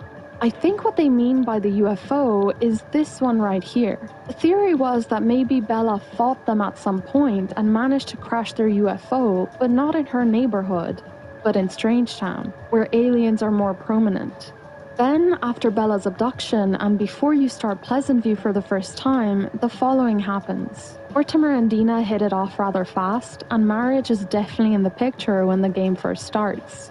Cassandra, Mortimer, and Alexander all age up at the same day, 2 days after Bella disappears. Cassandra goes to Don's house to find out what he knows about what happened to Bella, back squat since he wasn't there, and that's where they meet for the first time. Don tries to seduce her, probably not knowing who she is, and Cassandra, as much as you gotta love the girl, is naive as hell, and thinks she won the jackpot and falls for Don quickly. Okay, interesting. As I said before, looking at Don's memories, he kisses Cassandra pretty much immediately after Bella, which means he does nothing else of real significance to warrant a memory. To me, that's a bit sus. In the family album, it also shows how Cassandra and Don probably met. Looks as if she spotted him in a store while he was browsing for magazines. Again, let's go with this for now. After all of this, Alexander goes to private school. And while we all know that's Alexander's last memory, think again. In Sim P, there's an invisible memory which reads, made best friends with Bella Goth, gossip about Mortimer Goth. Excuse me, what? I do have a video on this if you'd like to see it. The general consensus between you guys was that you liked the theory posed in that video. Some of you did not. Ew, this makes no sense. This is a gossip memory and Mortimer is a knowledge sim.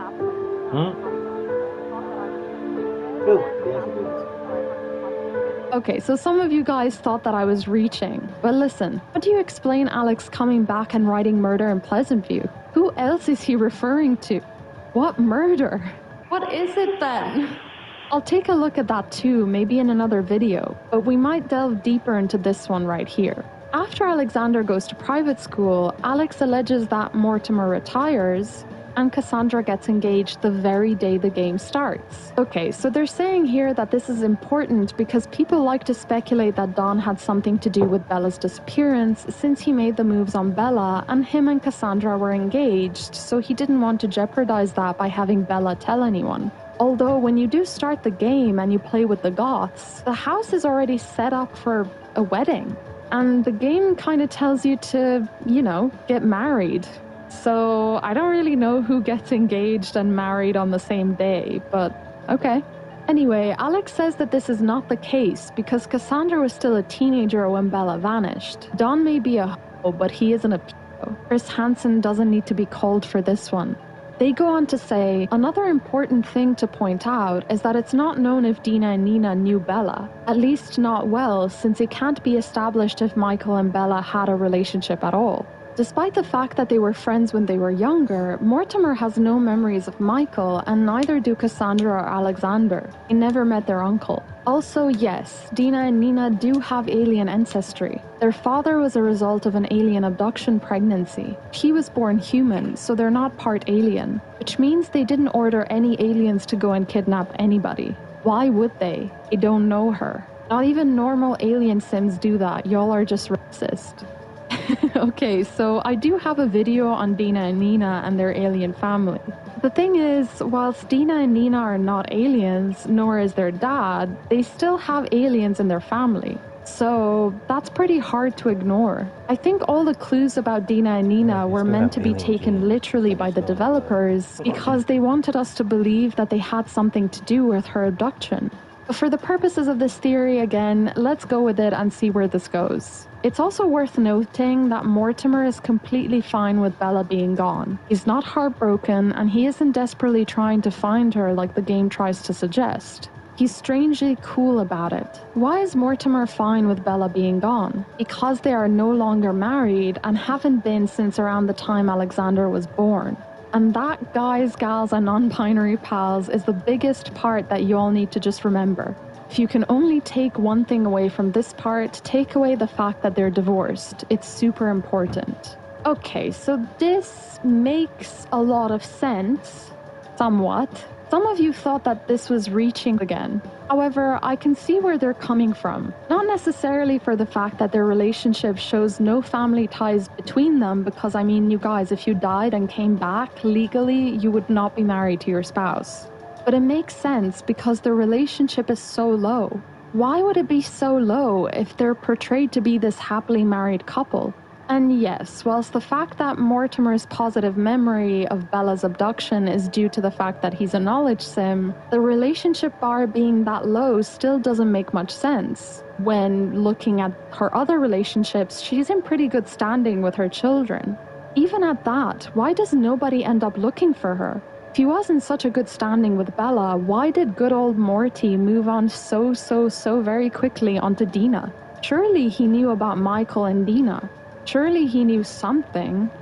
Anyways, that's what we'll be looking at in part 2, so hold on to your hats for next week. Hopefully you'll like this one. Alright guys, there you have it. Part 1 of unpacking Alex Plays Sims' theory about Bella's disappearance. What do you guys think? Do you reckon they were divorced? Stay tuned for part 2 and let me know your theories in the comments below. I'd like to thank my patrons Whitney Marion, Papa Khan, Negative Dana, Aurora Grimm, LeMay, ML, Alia Deshayas, Shelby Hill, Herlog Anwell, Amy Louise, Carolyn, Whitney, Kitajan the Arcane Archer, Nicole Dante, Artsy Flashback, and Nathan Lim. Thank you guys so much for supporting my channel. That's it for today's video. Thank you all so much for watching. Please like the video if you enjoyed it and let me know your theories in the comments below. Follow me on Twitter and Instagram for more lore and updates. A natural diamond for every milestone and every moment that makes us, us. Don't miss the savings. Where is part 2? Is she working on part 2? Have you guys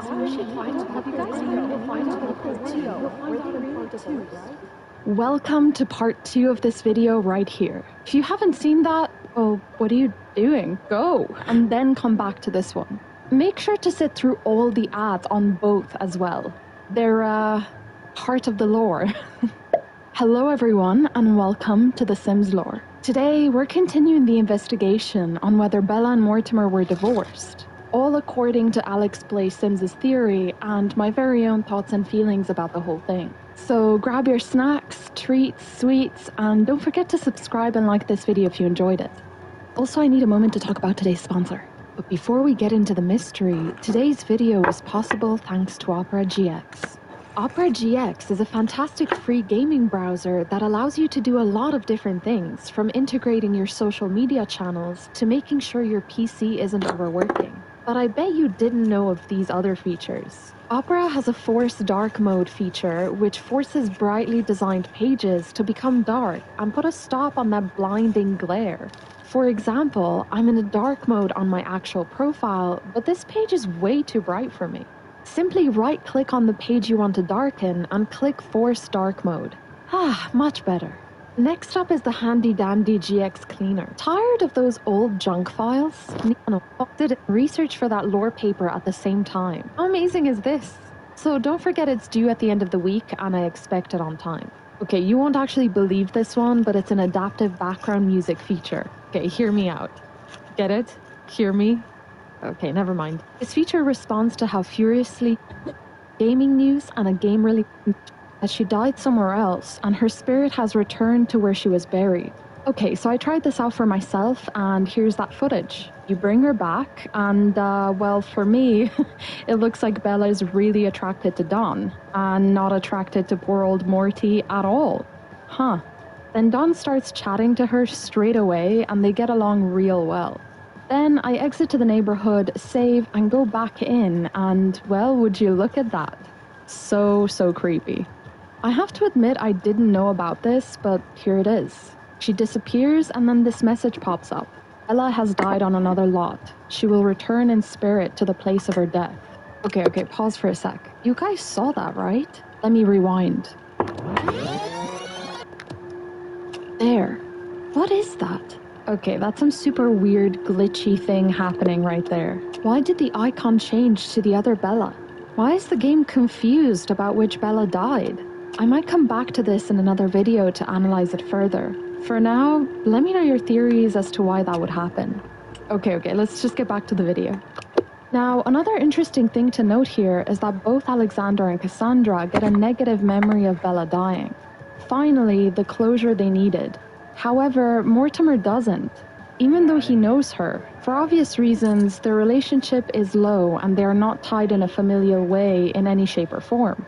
Even in the family tree, they have no ties with the kids either. It just looks like they somehow both fathered and mothered Cassandra and Alexander separately, but together. I tried this twice. Interestingly, the second time, nobody cared she left. But despite what Alex said, Bella didn't finish cooking the darn spaghetti in the end. Probably why nobody cared she passed on. They ended up having a wasted spaghetti dinner. We're trying to make other kinds of food, like, Also, the second time or so I did this, Bella was of course attracted to Dawn, but got so pissed when he kissed Cassandra, her own daughter, and her daughter's fiancé. Oh god, this game, the drama. Okay, next Alex says, however, if she dies this way, you cannot resurrect her with the Resurrectronometron. It doesn't matter who tries it, where they are, or anything. Grimm acts like he doesn't know anything about Bella being dead, and even if the sim could resurrect a sim, Bella is not listed. Okay, so I tried calling when the game didn't even clock the fact that Bella died, and yeah, nothing happened. I also tried all of that again for the third time just to make sure the game registered that Bella died, and yet again the game was adamant that no one died, even though Cassandra and Alexander got the negative death memory of Bella. Hey, at least they have closure. Next, they say, however, while you have Bella in your household, you'll find she's brought back with no personality points. She has no memories besides what happened to her children after the first load of Pleasant View. So let's say that between loading the game and bringing back Bella with the tombstone, Cassandra gives birth to twin boys. Bella will come back with memories that Cassandra had twins, and she'll even know who her grandchildren are. Yep, this is true for my game as well. I had Cassandra get married and then resurrected Bella. Sure enough, there she was, judging her daughter from almost beyond the grave. Really, really? In her memories, there it was. Cassandra got married. They go on to say, Bella will have no relationship at all whatsoever with Mortimer. You can see before you bring her back on the Goth family tree that they are not married at that point, and Mortimer and Bella start their relationship over as acquaintances. If you let them progress their relationship naturally with no cheats, they actually fight a lot and do not get along at all. Okay, at this stage I've redone this 4 times. Each time, Bella and Mortimer's relationship points change. Once it was 1, then it was 14, then, I don't know, some other number, but not that high. This is obviously randomized, so we know the mechanics here, so it's good to know that Alex's claim does in fact happen. Their relationship stinks without cheats, and almost always they fight, or they don't get along. Now, maybe this is because Bella has no personality points. So I tried it out with her kids as well, and surely enough, it's all good. I mean, even Dawn likes her. But then again, it doesn't take much for Dawn to like a woman. And after all, she's incredibly attractive. It's all he needs. Alex says, now any townie and NPC created before Nightlife will have their turn-on and turn-offs randomized. But it seems to constantly make it so that Bella is never attracted to Mortimer, and Mortimer is rarely attracted to Bella. This is a consistent thing. Interesting to take into consideration. It's clear to me at least that there were some problems boiling up for some time before Bella vanished. Okay, so for me, Mortimer never got an attraction to Bella. In fact, it was always repulsion. So this bit is actually very interesting, and something that maybe is overlooked when talking about Bella's disappearance. I would be interested to know the mechanics behind this, although I'm almost sure it's because of their personalities. Anyone looking at this from a storyline point of view can't of course overlook the fact that the game is just a game. A bunch of code where mistakes are made and some poor decisions were taken. However, the incompatibility here to me is a sign that these two weren't meant to be. Alex's next few points start painting the full picture, I think. They claim Bella and Mortimer get divorced at around the same time Alexander is born, they do not get along at all, and Mortimer is completely fine after Bella's disappearance and isn't the frantic husband he's marketed to be at this point in time. Okay, so first up, the claim that they get divorced around the same time Alexander is born. And let's fully address this, as some of you are of the belief that unless you solely look at the game mechanics and ignore the glitches and mistakes or make up a storyline, then your theories are pure garbage. Small note here. The Sims is a creative game. People use their imaginations. Stories are born outside game mechanics and logic. Let people enjoy things other than what you like. Thank you. Okay, so Alexander is born after the big family fire, allegedly caused by Mortimer Goth. I touch on this in the first part of this video, but again, Mortimer remembers a fire after burning some pork chops, which was shortly after Cassandra grew up to be a child.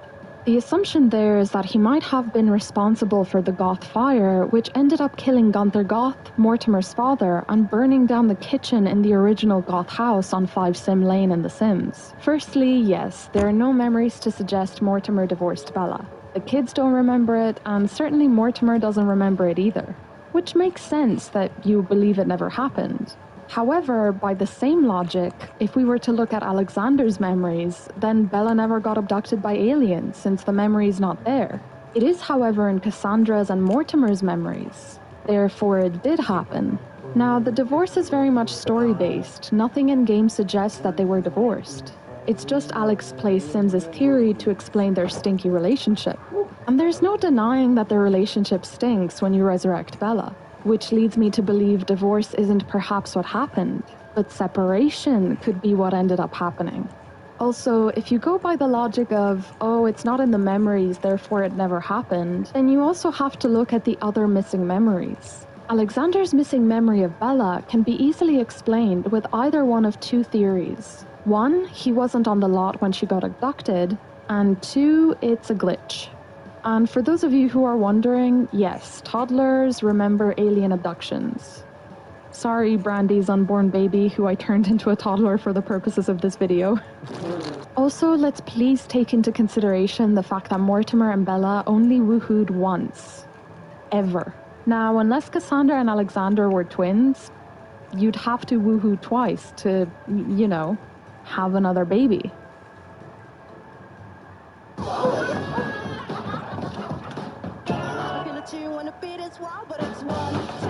Whirlpool ranges come with all kinds of air cooking modes, like air baking, or even cooking on multiple... Bizarre, right?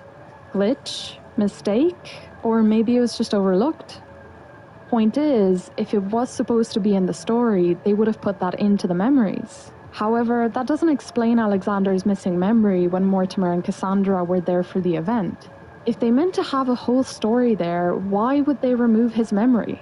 The whole story is about Don, Dina, and Nina having some sort of responsibility about Bella's abduction. So what were Cassandra and Mortimer doing there to be able to remember the event? Furthermore, where was Alexander when it happened? The whole thing is a shambles and you can't trust the memories fully. So the answer to the big question posed in part 1? No, I don't believe they were divorced. Officially. However, they were probably separated. They may have gotten along, but at some point, they changed as people do. This explains the change in traits, canonically from The Sims 3 to The Sims 2. People change and develop. They grow up and apart. They kept the relationship going for the kids probably, and then ended up fighting too much and separating, but not legally. Just lived with each other to raise the kids, but not on good terms. Next is Alex's claim about Mortimer not caring for Bella at all. So this changes things from, oh, they were only separated but he meant no harm, to he hated her and wanted her gone.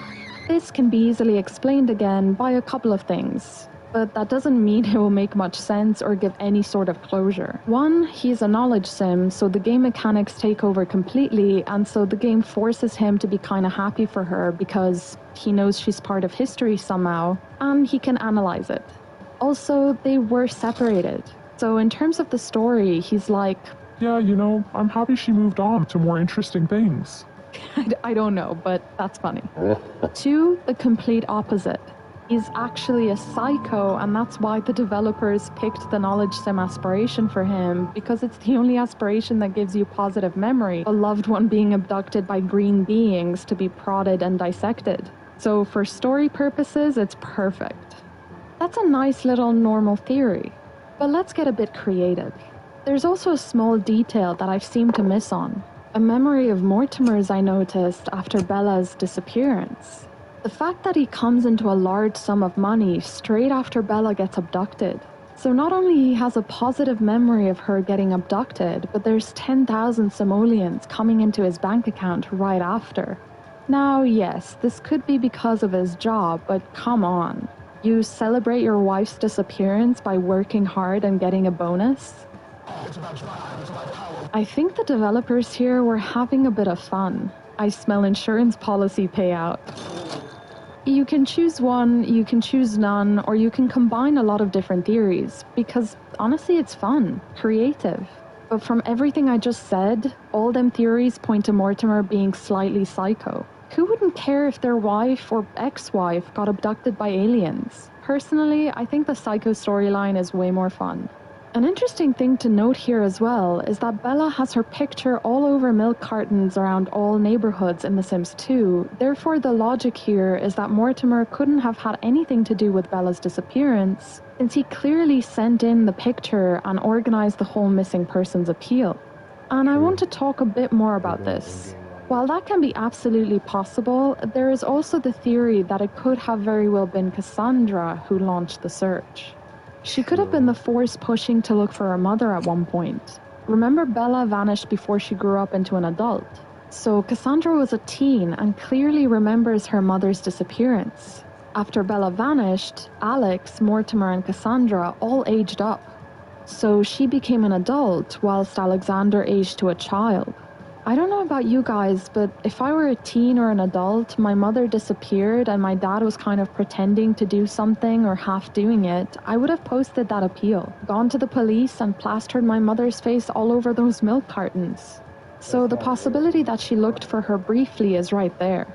Next up, Alex says, Mortimer gets into a relationship with Dina extremely soon after Bella vanishes.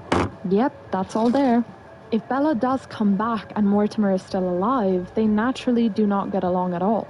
Also, yep, super strange. Which is weird, right? They were always shown to be this desperately in love couple who couldn't live without each other. I remember them having a good relationship in The Sims 1. Okay, so I think this was majorly overlooked by the developers. Firstly, because they made her a romance sim for some reason, and Mortimer is a knowledge sim, so the two do not get along by default. But the question posed here is not why do they not get along? Because we know this from the game mechanics. But why did the developers make it so that they don't get along? They could have chosen a different personality for either of them. Something to make their romance bloom once she gets resurrected or found. Then again, maybe they didn't think anybody would find her, resurrect her, and add her back into the game as a playable sim. Still, it makes you think. Is it all part of the story, or just one big mess-up? Canonically, Bella goes from good, lucky, and brave to a full-blown romance sim ready for anyone that comes her way. Which brings Alex Plays Sims to their next point. Also worth noting, Bella is a romance aspiration sim. In The Sims 2, they tend to go around a lot. There are a few other adult sims in Pleasant View who are also romance aspiration sims. 1, Don Lothario, the epitome of the romance aspiration, 2, Nina Caliente, 3, Daniel Pleasant, and 4, Skip Broke. What is interesting is that while for the most part romance aspiration sims like to around, there is one exception to this rule so far, Nina Caliente. Nina Caliente is only romantically involved with Don Lothario. Unless you have another sim start putting the moves on her, then it's a whole other story. If it were a thing back then, Nina would have been a soulmate romance aspiration sim, while the others would have been serial romantic aspirations. Interesting. And in fact, Nina does stay interested in Dawn in particular. They go on to say, Bella could have been the same way, but that wouldn't make any sense with the myriad of problems with her relationship with Mortimer. So, in conclusion, Bella had an affair. Mortimer found out about it, which caused them to at least separate for a while. Then Bella became pregnant with Alexander, which would have brought up an important question. Who is Alexander's serial romantic aspiration? So around, there's one exception to this rule so far, Nina Caliente. 1, Don Lothario, the epitome of the romance aspiration, 2, Nina Caliente, 3, Daniel Pleasant, and 4, Skip Broke. What is interesting is that while for the most part romance aspiration sims like to around, there is one exception to this rule so far, Nina Caliente. Nina Caliente is only romantically involved with Don Lothario. Unless you have another sim start putting the moves on her, then it's a whole other story. If it were a thing back then, Nina would have been a soulmate romance aspiration sim, while the others would have been serial romantic aspirations. Interesting. And in fact, Nina does stay interested in Dawn in particular. They go on to say, Bella could have been the same way, but that wouldn't make any sense with the myriad of problems with her relationship with Mortimer. So, in conclusion, Bella had an affair. Mortimer found out about it, which caused them to at least separate for a while. Then Bella became pregnant with Alexander, which would have brought up an important question. Who is Alexander's father? Once Alexander was born, and as he got a little older, it becomes clear that he resembles Cornelia, therefore verifying that Mortimer is indeed his father. This would have caused them to try their relationship again, and Bella would have turned down Dawn in good faith to Mortimer. Alrighty, so here we are, finally at the big question after all of this is explained to us. Who did Bella have an affair with? Alex's theory is as follows. Dawn wasn't in town yet, and they hadn't met. Neither did she meet the Calientes yet, which leaves two possible contenders for Bella's secret lover, Daniel Pleasant or Skip Broke. On one hand, Daniel was Bella's neighbor. She knew the Pleasants and was friendly with Mary Sue. Daniel had an affair with Coolin going on, so he definitely could have had some action on the side with Bella too. My only reservation on that would be that I couldn't imagine her doing that to her best friend.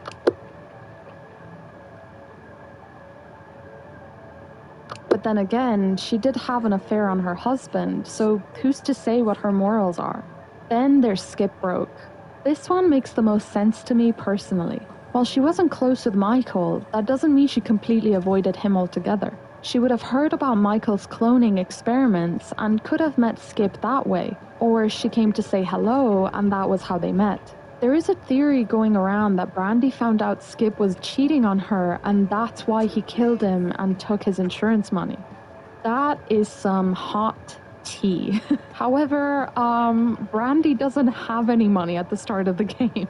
Not too sure about this one, but it's a lot of fun.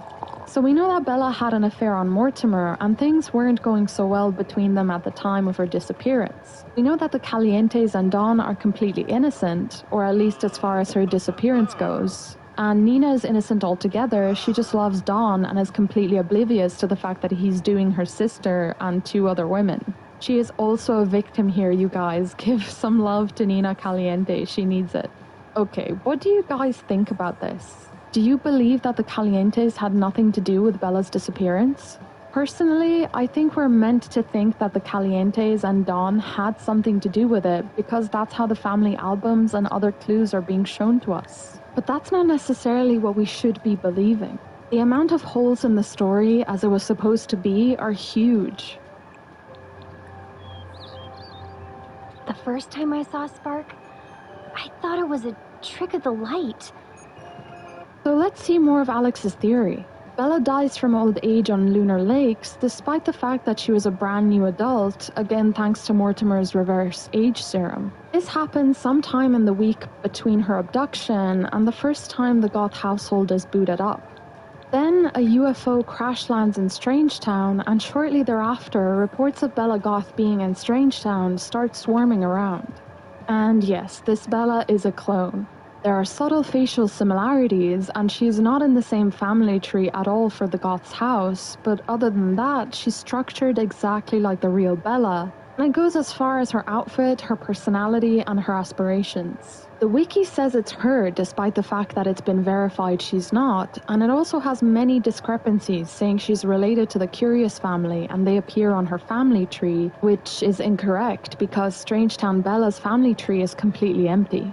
So clearly, when Bella was abducted, something went wrong. But what? Okay, next Alex poses a few questions that bring them to their next big point in strengthening their theory.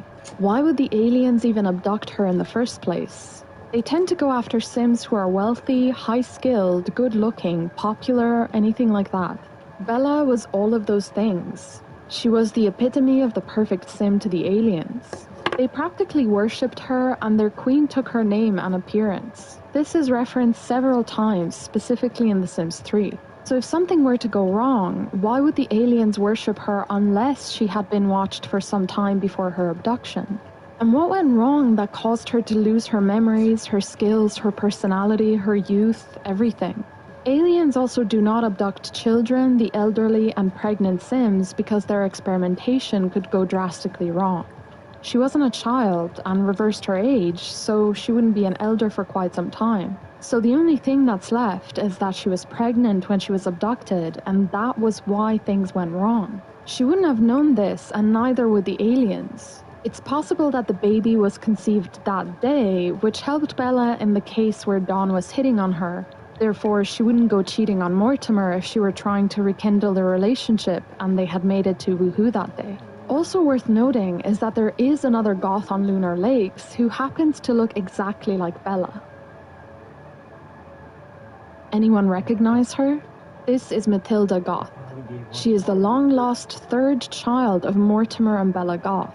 No, they don't appear on each other's family tree, but they wouldn't if Bella died shortly after giving birth to her and Matilda was put in an orphanage. Matilda looks almost identical to Bella with the exception of her blue eyes. She also has a preference for blue, where Bella prefers red. Matilda has no idea where her mother came from, and the fact that she has a family on Earth who is just as oblivious to her existence as she is to theirs. Whoa, okay, this is a lot. What do you guys think of this huge reveal? I mean, it kind of makes sense. Bella having an affair, being pregnant whilst being abducted, and giving away her child. The theory that Bella wanted to rekindle her romance with Mortimer could definitely be true as well, and that their child was conceived the day she disappeared. Maybe that's why the aliens didn't pick it up. She could have conceived it with the person she had an affair with, or it could have been Mortimer. This is such an interesting theory, and it really pieces together nicely if you think about it. Bella having her baby on lunar lakes, passing away, and Matilda never knowing what happened or who she truly is. Okay, yeah, maybe from the perspective of the game code, Matilda is probably just some long-lost cousin or something. But the theories we can come up with as a community are so much juicier. So Alex goes on to ask, what happens to Cassandra and Alexander after they found out about Bella's death? Remember how I said scientist Sims end up inventing something? Cassandra's invention is time travel. She makes a time machine, and the first use is to send Dawn to the future after her, Dina and Nina, and Kaylin find out that he was playing all of them. She then goes on to live her life. We don't know how that ended after they found out about Bella's death. Remember how I said scientist Sims end up inventing something? Cassandra's invention is time travel. She makes a time machine, and the first use is to send Dawn to the future after her, D9.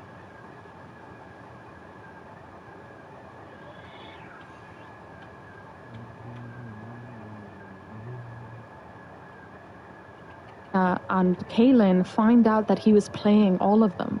She then goes on to live her life. We don't know how that looks yet, but she never finds out what happened to her mother and that she has a younger sister. Alexander is greatly affected by his mother's death. He has no memories of her being abducted by aliens. Normally, toddlers remember things like that, so it's odd that he doesn't when the rest of his family does. What he does remember is her disappearing, Mortimer being okay with it, and getting together with Dina really fast after she vanished, and then finding out that his mother was dead. I mean, we just said that Alexander doesn't remember his mom disappearing, so now he does? That's a little bit confusing. Cassandra, as a scientist, makes a time machine to send Dawn away. Okay, this is interesting, and I think this is canon because the description we have of Dawn from The Sims 3 in Riverview is a very clear one. He heard women laughing, a loud noise, and there he is, in Riverview. The women laughing could have very well been the women who he cheated on, including Cassandra. How did they get their hands on the time machine? Well, she made it. Pretty cool. Then, Alexander ends up using it too. Makes sense because his name pops up as a writer on a few books. And according to the Goth family tree, it's not a family name of ancestors of his. He is the only Alexander Goth. Alexander knew his mum was dead because of the book he published, Murder in Pleasantview. I got to thinking about this, and what if Murder in Pleasantview wasn't about Bella? What if I told you there's something else going on that I might have a lead on? And it has little to do with the Goths. I have a video on this coming really soon. Alex goes on to say, to string it all together, Alexander remembers her being gone, then learning she died. He suspects Mortimer was the one to do it, but he never actually talks to his father about it. He doesn't know anything about the abduction. If anything, he thinks it's a ridiculous rumor. He grows up, gets married, and decides at some point in time to go back in time to try and prevent his mother's death. So he and his wife go into the time machine and try to go back to when it happened, but instead get sent back way too far to when his parents are still children. What happens to the time machine? It breaks. He's stuck in a period of time where time travel wasn't a thing, and no one really knows how to on to say, to string it all together, Alexander remembers her being gone, then learning she died. He suspects Mortimer was the one to do it, but he never actually talks to his father about it. He doesn't know anything about the abduction. If anything, he thinks it's a ridiculous rumor. He grows up, gets married, and decides at some point in time to go back in time to try and prevent his mother's death. So he and his wife go into the time machine and try to go back to when it happened, but instead get sent back way too far to when his parents are still children. What happens to the time machine? It breaks. He's stuck in a period of time where time travel of ancestors of his. He is the only Alexander Goth. Alexander knew his mum was dead because of the book he published, Murder in Pleasantview. I got to thinking about this, and what if Murder in Pleasantview wasn't about Bella? What if I told you there's something else going on that I might have a lead on? And it has little to do with the Goths. I have a video on this coming really soon. Alex goes on to say, to string it all together, Alexander remembers her being gone, then learning she died. He suspects Mortimer was the one to do it, but he never actually talks to his father about it. He doesn't know anything about the abduction. If anything, he thinks it's a ridiculous rumor. He grows up, gets married, and decides at some point in time to go back in time to try and prevent his mother's death. So he and his wife go into the time machine and try to go back to when it happened, but instead get sent back way too far to when his parents are still children. What happens to the time machine? It breaks. He's stuck in a period of time where time travel wasn't a thing, and no one really knows how to help him, and he sure as hell doesn't know himself. Effectively, he's stuck there. So he writes A Murder in Pleasantview to tell the story of what he thinks happened to his mother. He doesn't know it's really all for nothing, but at the same time, it is because of what ends up happening as a result. A result he probably didn't even know would happen. Okay, this is an interesting theory. If we were to ignore the fact that he has no memories of his mother disappearing in any way, just a bladder accident. But in other aspects, maybe it's true. Maybe Cassandra told him later on about everything that happened. She made the time machine, and he made it his life's ambition to find out what happened to his mother. Alex explains a bit more about the book next. A Murder in Pleasantview is a bestseller. It blows up the world of 50 years before his time. Every bookshelf has a copy of this book, standard load. Sims would have read this and would be influenced accordingly. They would have made better decisions not wanting this tragic thing to happen to them. And yes, it does literally take the world by storm. Better decisions in the past truly make for a better future. Okay, that's really interesting. I have nothing to say to this unless I make a whole other video on it. Otherwise, this video will end up being 2 hours. They continue. This is where The Sims 4 comes in. It is a different continuity because they are aware of what Alexander believes to have happened to Bella. This would be why their personalities are so completely different, why the age gap between Cassandra and Alexander aren't so extreme, why the Goths are so much more reclusive. Alexander did something that inadvertently changed the future, eliminating himself from his circumstances entirely.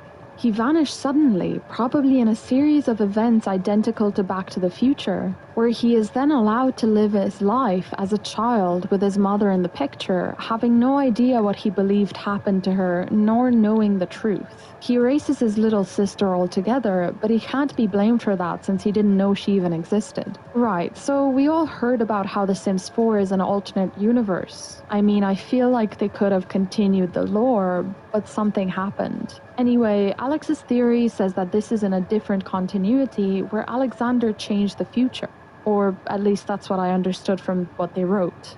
A lot of things could have happened here, and one of them is definitely a certain company not wanting to give their fans what they want and need. So that's Alex's theory. What's yours? Personally, I think Bella being pregnant and Matilda being her long-lost daughter in Lunar Lakes is perfect. I love that storyline. It's so gut-wrenching, but makes for an amazing storytelling opportunity. Also, one of two things might have happened here. They were separated before she disappeared, and she had a baby with the man she was having an affair with, or her and Mortimer tried to patch things up again and ended up conceiving, but were unaware that she had become pregnant the day she disappeared, and Matilda is in fact Bella and Mortimer's long-lost daughter. Or if you believe that none of this is true, then stay tuned for my next video on an in-depth look at the game mechanics. Alright guys, there you have it, part 2 of unpacking Alex Plays Sims' theory about Bella's disappearance. What do you guys think? Do you think she cheated and had a baby? Or do you think she was trying to rekindle her spark with Mortimer and they had a baby without knowing? Let me know your theories in the comments below. Or don't and wait for the game mechanics video.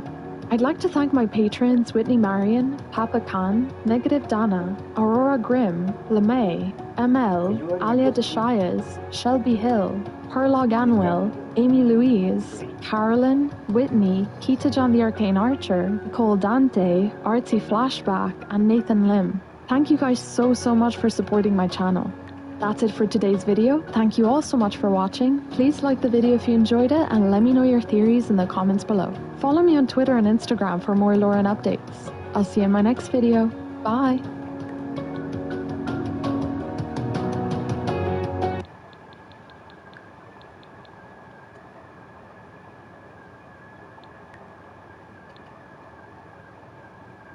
So The Sims 3 absolutely blew my mind when it first came out. I was an avid fan of the first and second installment, so one day when I opened up a brand new Sims 2 expansion pack to find this little flyer inside, my interest was immediately piqued. What if you had to live your whole life in one location, and then one day suddenly you could step outside and go anywhere in the whole neighborhood? The Sims